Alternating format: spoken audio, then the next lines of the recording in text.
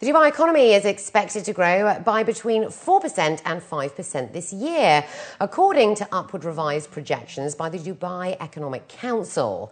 Such predictions have given investors the confidence to pump their capital into the real estate sector.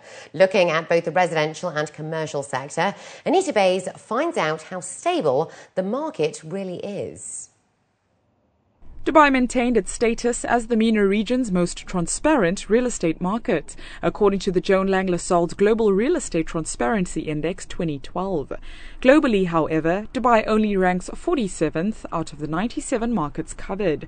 Craig Plum, head of research for the global advisory firm, believes that developers in the Emirates are now questioning how to maintain the market's reliability and sustainability. He states that a solid link between the tenant and the landlord is key. There is a great variation between rentals, even within the same project. And we are finding some landlords are being more realistic in terms of the rents than others. So some landlords are holding out for higher rents, and that some of those units are tending to remain vacant, whereas other landlords are lowering their rents, and they're the ones that are starting to move.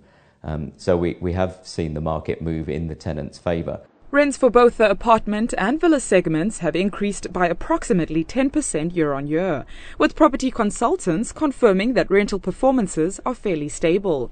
Dubai currently has 344,000 residential units and plans to deliver an additional 24,000 units during the second half of this year. So what areas are considered as prime locations, and is this the right time to invest?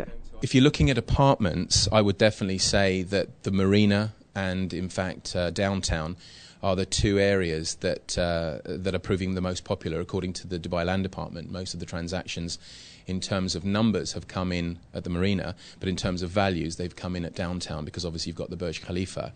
If you're looking at generally families are looking for facilities, and so the more established areas are the ones where people tend to want to come and live in. As attractive as these locations may sound, they once started off as undeveloped communities. Areas such as Jumeirah Village Circle, Victory Heights and Silicon Oasis are currently under construction, with some projects even temporarily being put on hold. As a result of this, landlords are offering a range of appealing options to entice tenants and in turn increase their occupancy rates. Yeah, flexible payment options are definitely something we've seen over the last 12 months. We've started to see the two main areas I think happening are the number of rent checks. So it's gone from 1 or 2 rent checks to 2 or 4 or even 6 rent checks. The other thing we're starting to see in some buildings is now that the landlords are offering to include the service charges, the air conditioning charges, the maintenance costs. Some of those things are now being included within the rents. In any country in the world where you're doing up a house, you get a builder in, he gives you a quote or a decorator, and you have a budget and you have a time plan. And invariably, that gets extended. You know, either you decide on something else or he's busy. So they never deliver on time. And I think we are foolish to think that these developers, say it's going to be delivered on that day. Dubai's real estate market has bounced back and continues to remain a safe haven for real estate investors. So whether tenants choose to live in the tallest building in the world, the Burj Khalifa, or a traditional villa alongside Dubai's Creek, as long as the market's foundations remain solid, the possibilities are endless. Anita Bays, 7 National News.